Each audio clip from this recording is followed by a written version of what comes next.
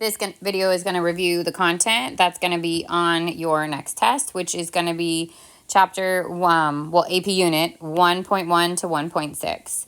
So the test, which is Tuesday, is going to be 18 questions. It's about half and half, multiple choice and short answer. And there's really only like 2 you need your calculator for. When we get to those when we talk about the content, I'll make sure to highlight which ones those are.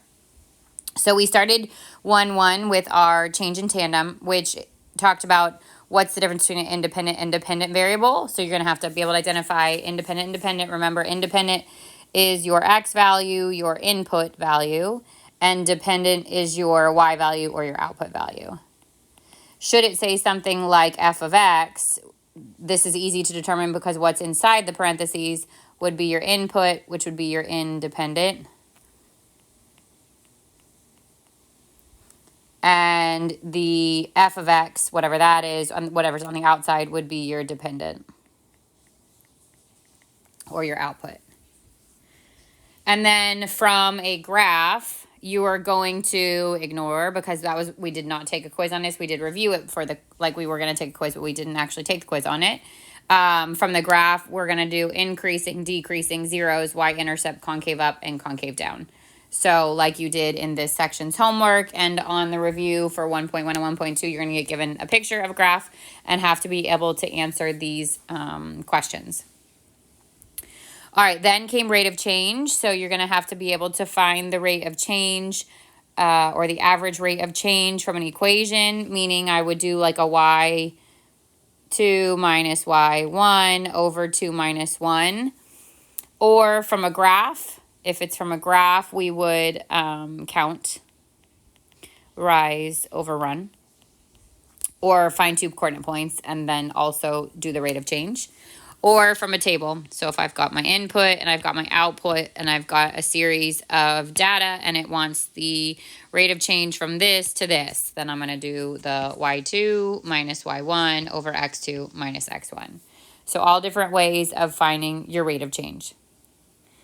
When it's asking you to describe if that rate of change is increasing or decreasing, or concave up or concave down, then we're comparing our rate of change. If our rate of change is increasing, meaning the value is literally getting bigger, then I would know it's concave up. And if my rate of change is decreasing and that value is actually getting smaller, then I would know it's concave down.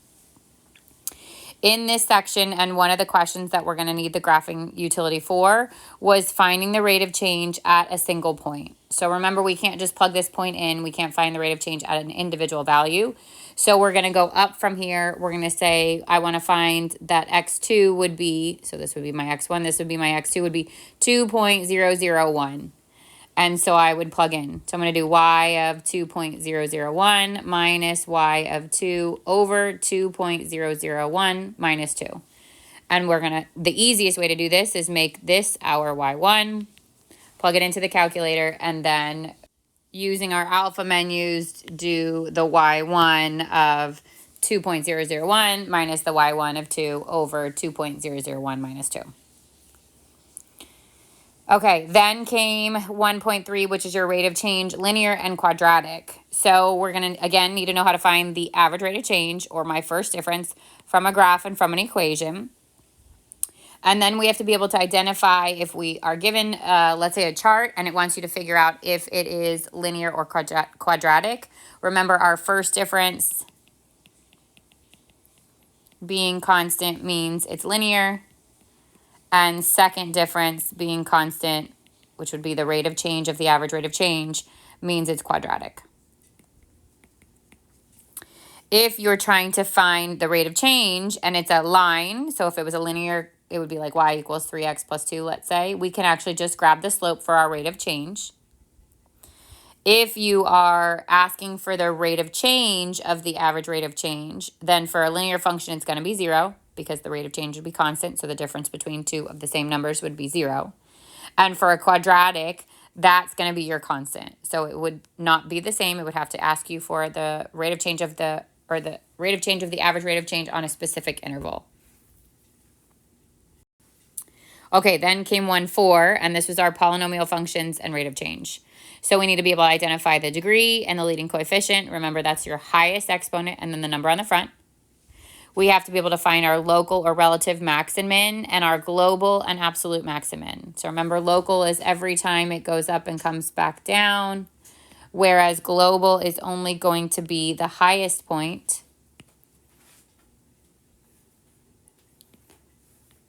Like this, or the lowest point, which would be like that.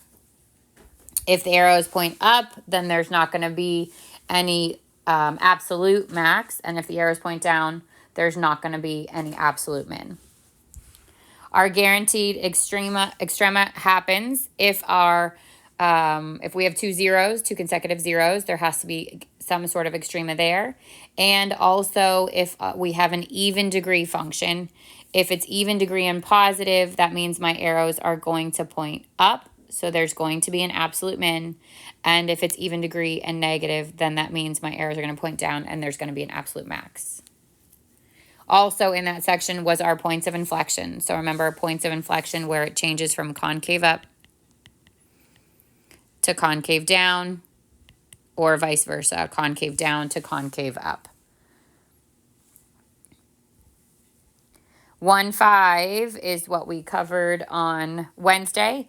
So this was the number of zeros, which is the total number of zeros on a function is the degree, which is the highest exponent. And they're a combination of real and imaginary. Then we looked at zeros and the multiplicity. If it hasn't, so the multiplicity is the number of times a root or solution occurs. If it's even, then it bounces off the graph at that point, and if it's odd, it crosses through. We talked about how non-real roots come in pairs. So if I knew 5 plus 2i was a 0, then I automatically know 5 minus 2i is also a 0. And when we're trying to determine how many of our zeros are real or non-real, our non-real answer has to be even. To find the degree of a polynomial from a table, we're back to that first difference, second difference, but this time we added first, second, third, okay? And to find the degree, if it's the first difference that's the same, the degree is 1. Second difference, the degree is 2. Third difference, the degree is 3, and so on. And we talked about even and odd in 1-5. Even is symmetric to the y-axis, so something like a parabola would be even, okay, or absolute value shape, all of those would be even because they're symmetric to the y-axis. And odd would be something that is symmetric to the origin. So our cube root function, or our x cubed function, sorry, our cube root function would look something like that. But those would be odd because they're symmetric to the origin. And if we're doing it from an equation, we're going to plug in negative x. And if it goes away or goes back to the original, then it's even. If all signs change, then it's odd. And in 1-6, we did our end behavior. So if I'm looking at an exponent, the highest exponent is even, then they're both going to be the same. If it's an even with a positive coefficient, then they both rise. So the limit as your x goes to negative infinity and the limit as your x goes to positive infinity would both be positive infinity. When the exponent is even but the leading coefficient is negative, then they both point down.